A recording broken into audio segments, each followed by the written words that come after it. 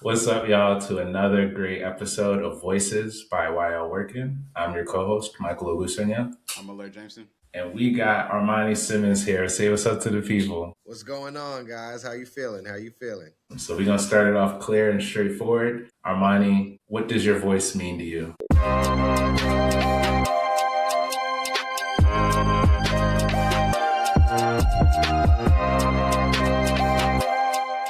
My voice means self-expression, entrepreneurship, grind, hustle, and then I also am a big advocate of help.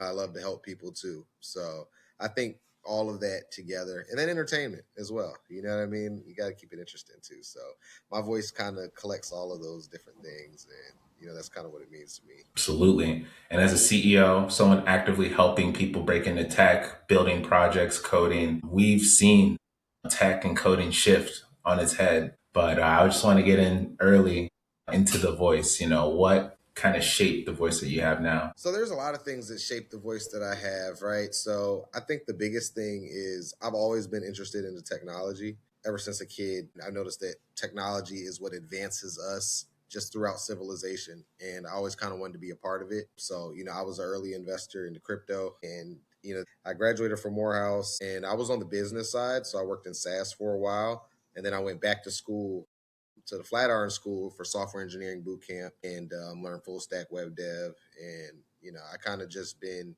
into building the future, right? And, tech is a big component in that. So that's kind of why, it enhances my voice. And I want to kind of bridge the gap between technology and entertainment and make it more accessible to people to make it more interesting and make it know that anybody can get access to it, anybody can understand it.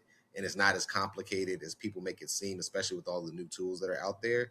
And as far as like generational wealth and things like that, tech's one of those vehicles that can get people there and can really change the trajectory of a generation of family and stuff like that. So I feel like that's something that I'm a big advocate for, and I love to help people break into the space in different ways.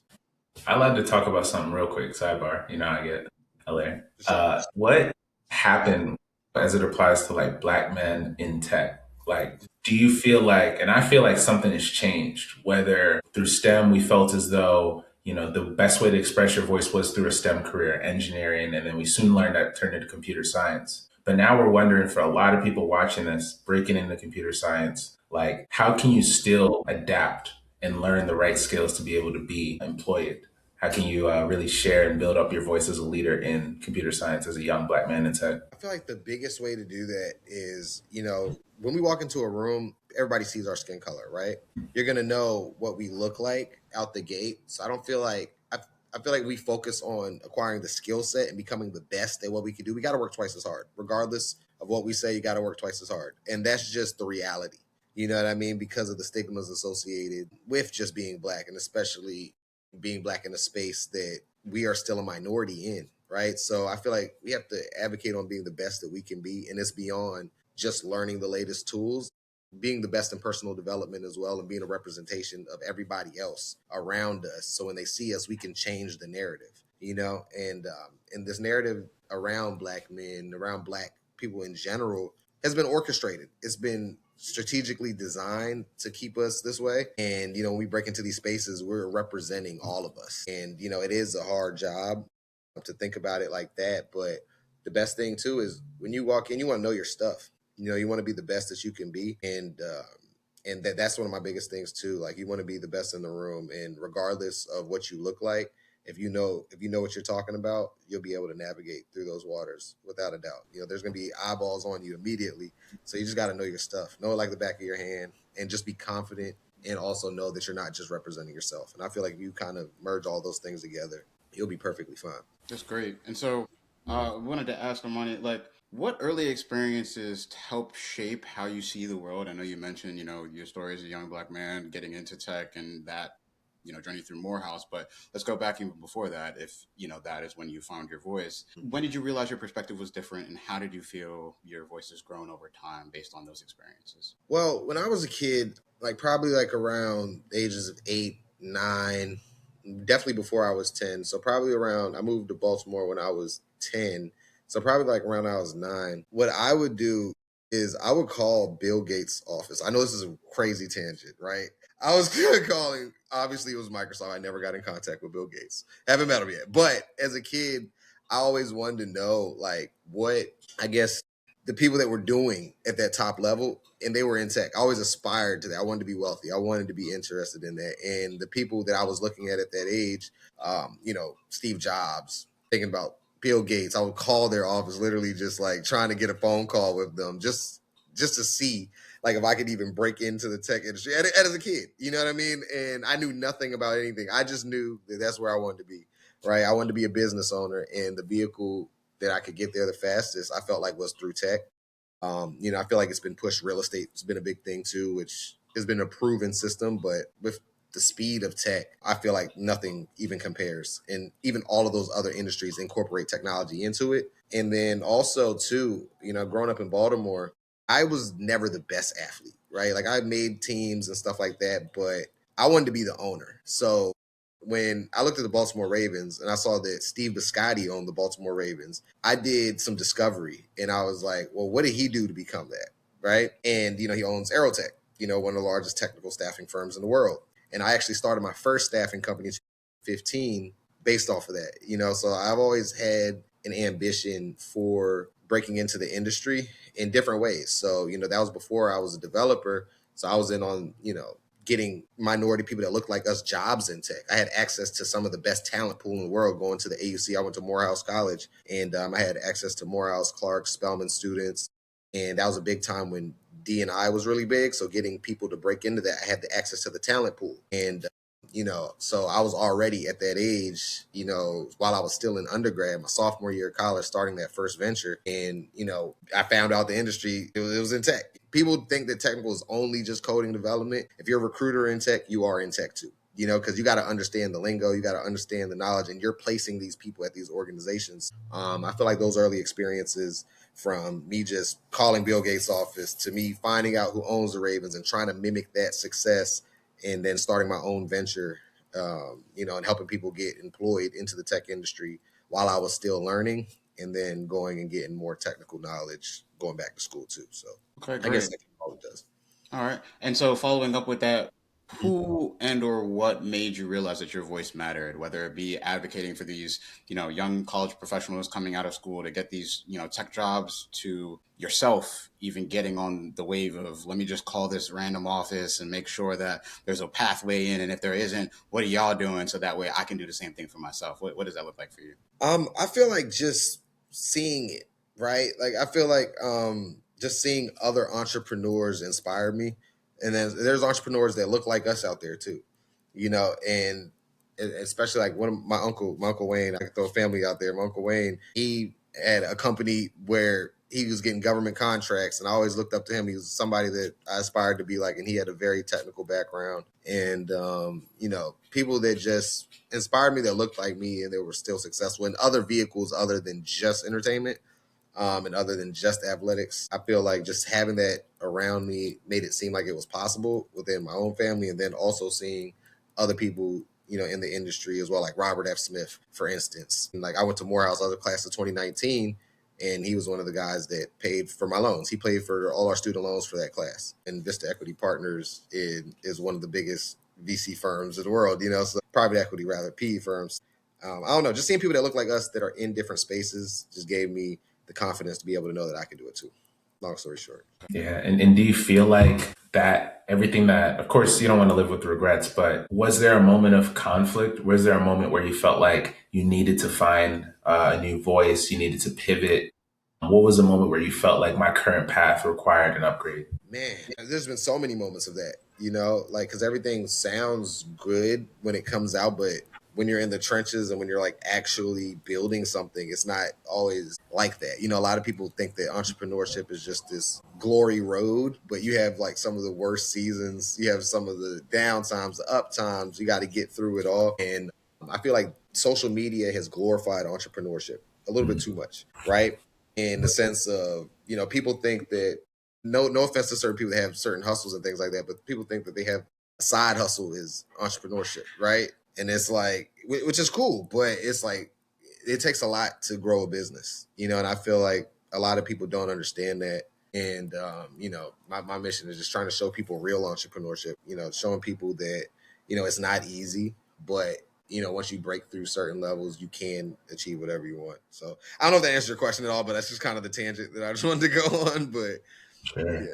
I mean, was it like the coding class where like you got like second place and you was gunning for first? Was there like, and that's another part too, going from Baltimore to Atlanta. Those are two black environments. Do you feel like it cultivated your sense of like self more? Or do you feel like there was a moment where you felt like you had to fit in almost? Yeah, I think so. The first company that I worked with out of college was called Broadly. It was a B2B SaaS company based in California. They opened an office in Baltimore, and I was the only black person. I was in SaaS sales, so I was on the sales, but I was the only black person in the sales team.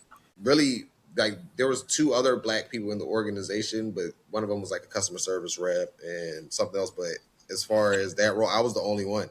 You know what I mean? So I definitely felt like you had to code switch a little bit. Like I don't know. I felt like that was a thing. Like I felt like I was losing authenticity. Just being in that, it was very overwhelming being the only one of the only black people at the organization, and having that burden on my back to represent everybody else. Like I kind of felt uncomfortable in the environment, to be frank. And that was very challenging. I think just like navigating that. And I knew that that was a space that I didn't necessarily want to be in for long. And I knew that I always wanted to go back to starting my own thing.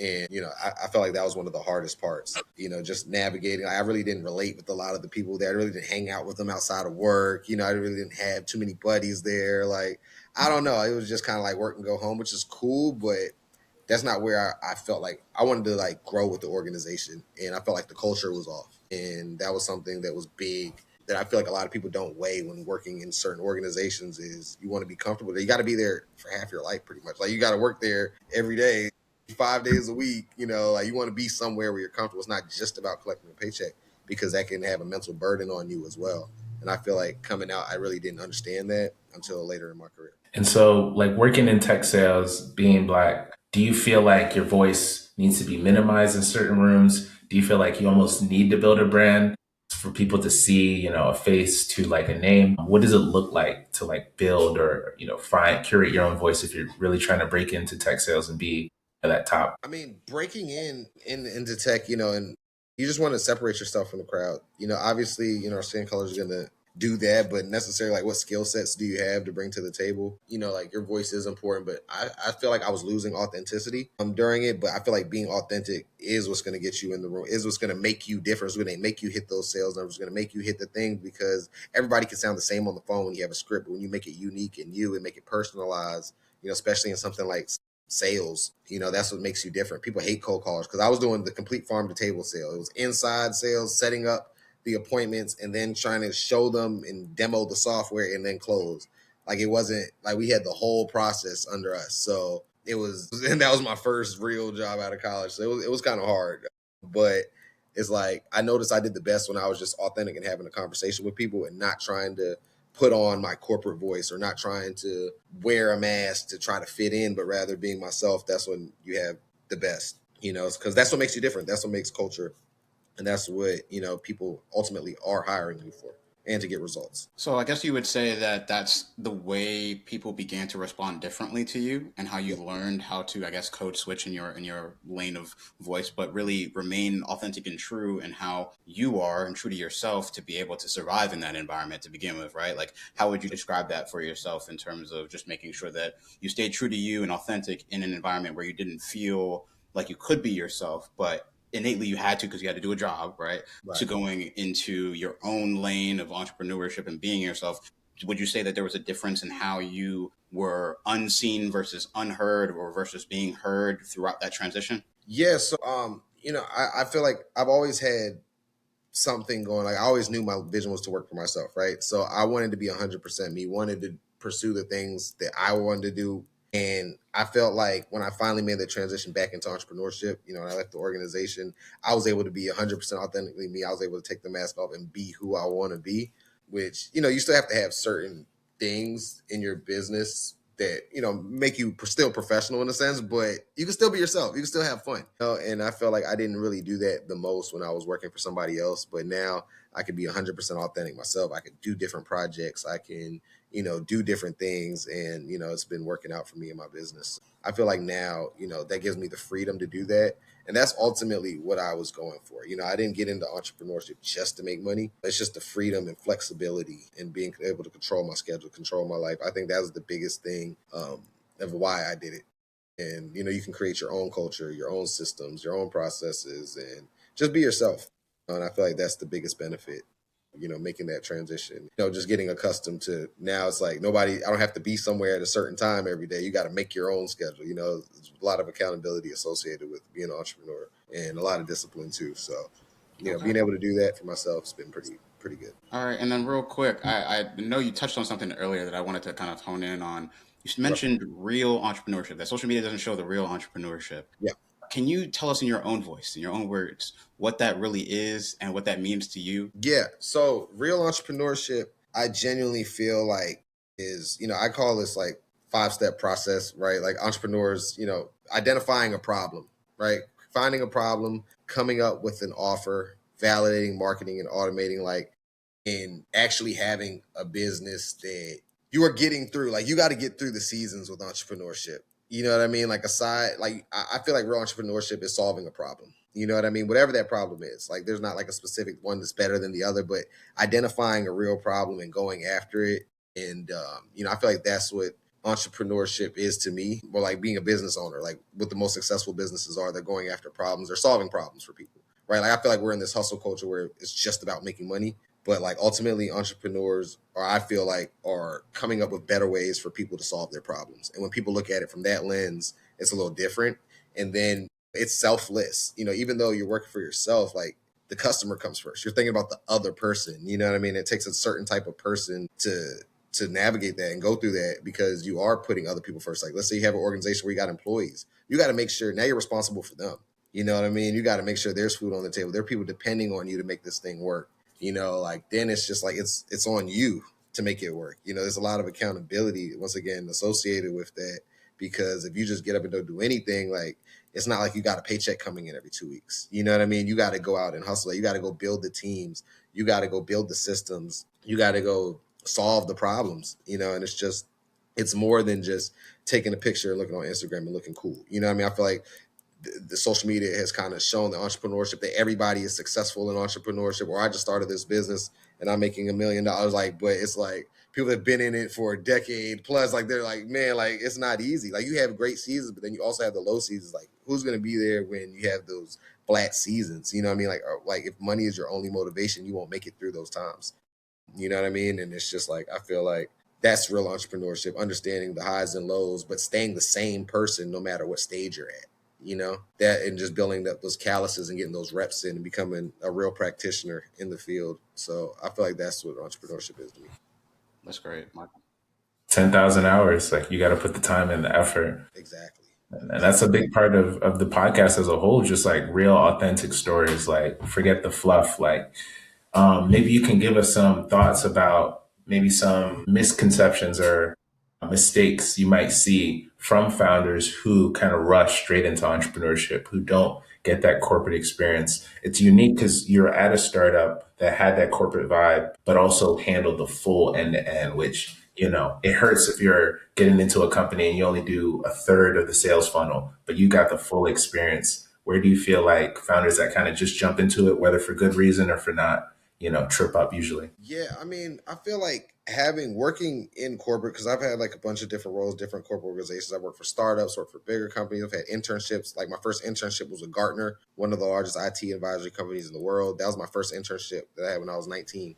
So I've seen a company on that scale, and then working for a startup, and just, I feel like what that does in working, even for other people, you learn how big businesses are ran, how startups are ran. Like, you're learning skills that will ultimately help you be an entrepreneur later on too.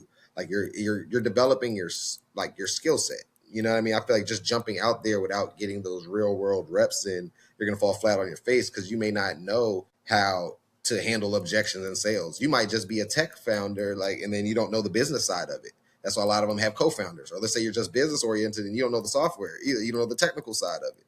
You know what I mean? So it's like there's a balance, and when you've been in so many different roles, wore so many different hats, you kind of just develop a unique skill set. And because I got the business side, and then I also went back to school to learn the technical side. You know what I mean? To enhance, because I'm self-taught, but then I went to coding boot camps to kind of refine my technical skills, just so I can be better fit to speak about and know what I'm talking about. So now it's not like I have to wear one side. I'm just a business guy. I'm just a technical guy. Like, and then that's what being an entrepreneur is. Because obviously there's people that are on my team that I work with that are way more technical than me, but at least now we can have that conversation at that level. You know what I mean? Like on a high technical level. And then even on the business side, like we're growing the business, I can have that conversation with those type of people, for whether I'm raising money, whether I'm closing clients, getting deals, whatever necessarily I'm trying to do at that particular time. So I just feel like you gotta get those real world reps in, so they can best fit you when you are wearing entrepreneur, because you got to wear a lot of different hats. As a business owner, you're wearing a lot of different hats, and you're not just doing a job and going home. You got to know a little bit of everything,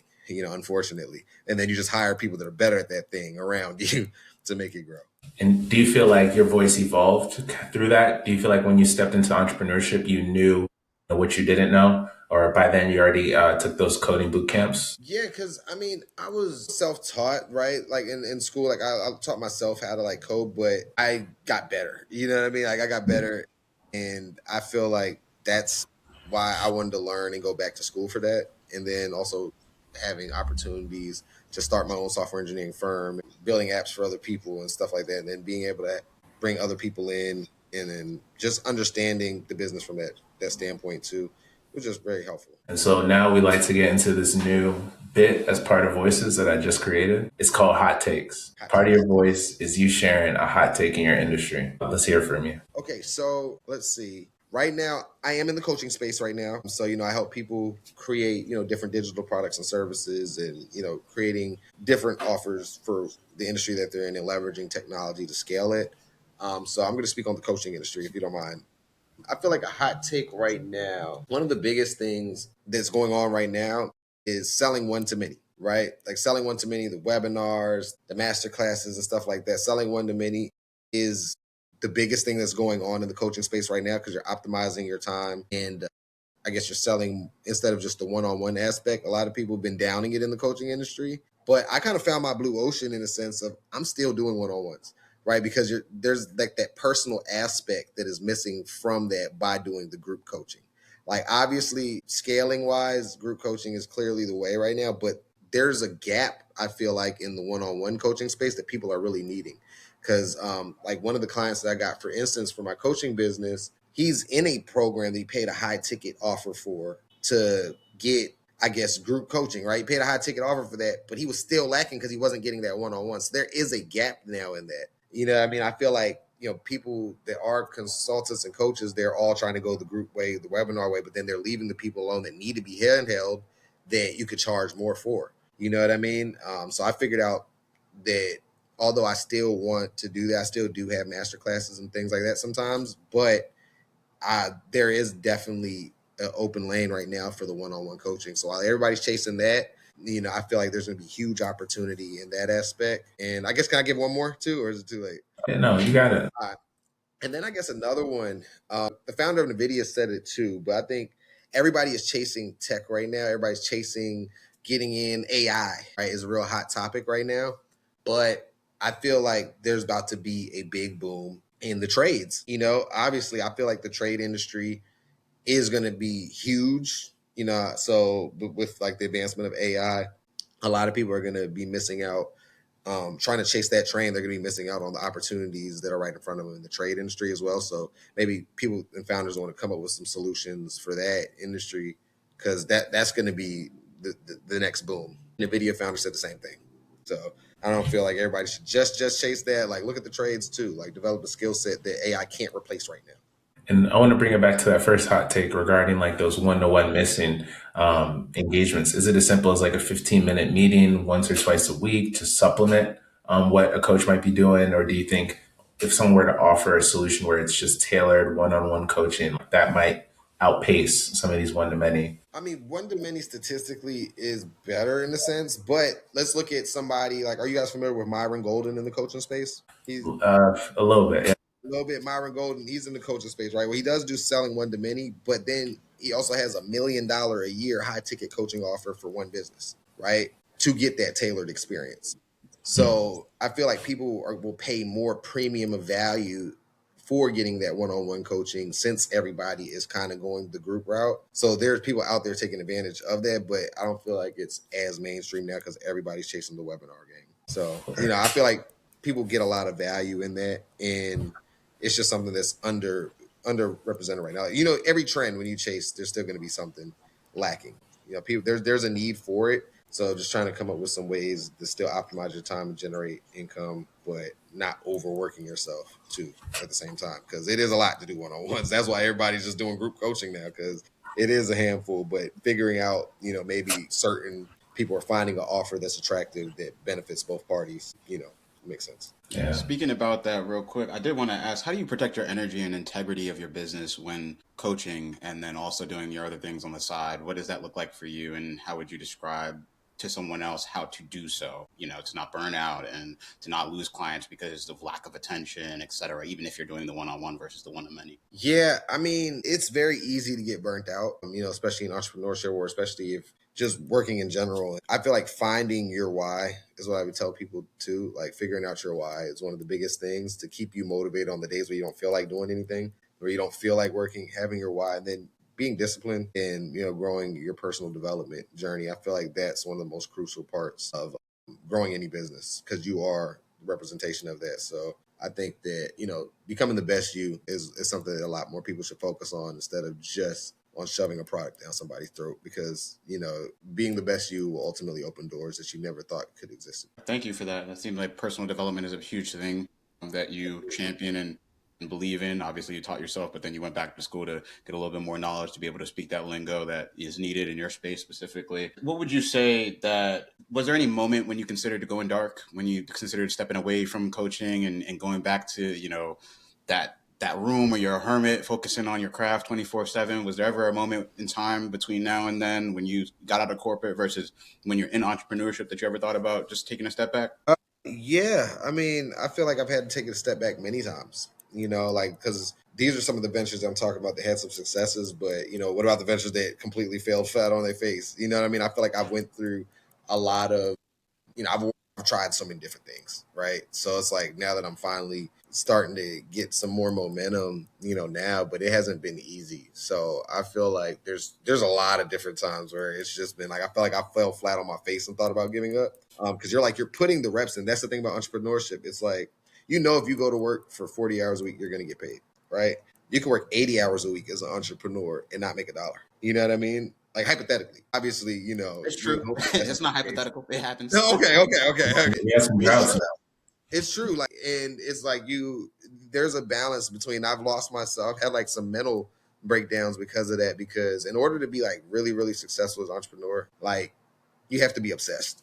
You have to be obsessed. Like, it really isn't a work-life balance. If you want to achieve certain heights, like if you're just doing it for comfort, if you're just doing it to reach a certain level, cool. But if you want to be the best, like, you're competing against everybody. You know what I mean? It's just like, you got to put the reps in. Alex Hormozy talks about that a lot, right? It's the volume game. You know what I mean? It's like putting away certain aspects just so you can achieve certain heights. So you do sacrifice a lot. And then just understanding that part too of it is like, sacrifice is a big thing. That's why I feel like you got to find things that keep you sane. Like me, I'm a runner. So like, I run, every day I run 3 miles. Yeah. I go on like 90 days straight, 180 days straight, different things I run. Like, that's something that I like to do. I run early in the morning. That's what I do. I'm not missing a day running. And then, so that's something I got to do to keep me sane. I can just let off some steam. I don't care what's going on in the world. Business can be amazing. Business can be horrible. My mental can be struggling, but I know when I go get that run, all that clears my head. We got to find that one thing that keeps us grounded, keeps us sane. Because if you don't have that, you can lead to other vices and stuff like that, which you see with a lot of entrepreneurs. It's just like, some entrepreneurs are partiers, some entrepreneurs are drinkers. But if you're doing things that are productive and positive, and you just, double down on that, I think you'll be good. Thank you for that. And my last one question for you would just be, how do you want people to feel after engaging with your work? I know you do a lot of coaching and you impact a lot of people on a daily basis, but what does it mean to you to have people feel impacted, and what do you want them to feel from you? I just want people to believe in themselves, right? Like, I want people to know that they can do anything they put their mind to, no matter what stage you're at. Like, I genuinely want to build people up, like, and I feel like this is the best vehicle that I am doing right now to do that. And I feel like I want people to understand that anything is possible, and just me having even the opportunity to help people out with that, it's definitely fulfilling.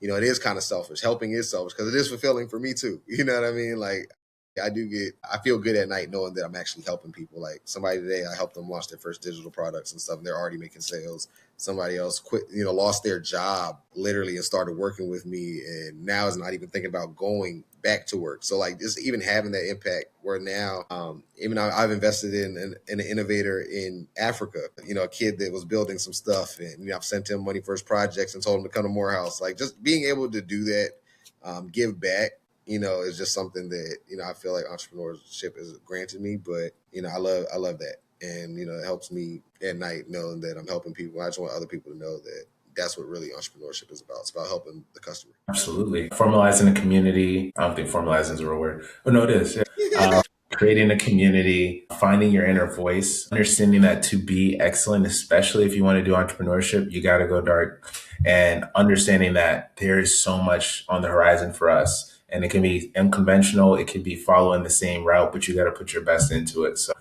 this has been an amazing, amazing opportunity. Maybe we can give you a chance again, Armani, just to highlight what that voice is, what that means, and kind of what's coming next on the radar. Yeah, for sure, man. So, impact over everything. That's the biggest thing right now.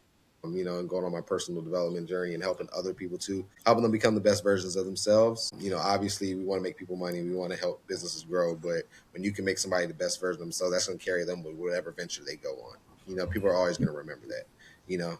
They may not remember that website you made them, but they're definitely going to remember the things that help them transition their personal life. So I feel like that's just a bigger game. Using like the Tony Robbins approach, right? They said that Tony Robbins is the best salesperson. And he's just helping people. He's building people up. Because when you do something so good where you're helping people, like the product sells itself. You know what I mean? So I feel like if you're genuinely, being genuine, is a part of the voice too. Because there's so much going on in the social media space. You got kids 18 years old, they're showing themselves as experts in it. You know what I mean? It's just like, so it's just, yeah. And then the coaching space, especially, it's very hard to get through the mud because you got the scammers, you got the people that are just, promising ridiculous results and stuff with nothing to back it, no track record. So like distinguishing yourself from that, is definitely hard, but it's something that, I wouldn't change for the world because we're making real impact, even on a small scale. And, hope to just keep doing that and trickle on and, have more people, join what I'm doing. I have the B2B Accelerator, which is my accelerator program, helping entrepreneurs package their knowledge up into digital products and services, and teaching people how to sell to businesses. That's the whole B2B thing too. I started my first B2B company in 2015, and then now I'm still doing B2B services. So I got over a decade in real tangible world experience doing that, and I want to help other people just know that there's a space for us in there too. Businesses problems and they pay you better. So teaching people that. And how can people get in touch with you? So I'm on all socials at Armani B2B. You can check me out there. Instagram, TikTok, X, but primarily Instagram and ArmaniB2B.com. You can check out there, check out all my products, my services, and if you want to learn how to turn your knowledge into profit, come talk to me. Need a customized software application built. And we got an agency for that too. So just let me know. Oh, for sure. Love the content too. You're really like trying new ideas and getting involved. For sure. I appreciate that, man. Absolutely. It's been an awesome episode of Voices by Why Y'all Working. I'm your co-host, Michael Ogusanya. I'm Alert Jameson. Thank you, Armani. B2B. We'll definitely have you back. All right. Thank you, man. I appreciate it. Thank you. Peace. Y'all take care.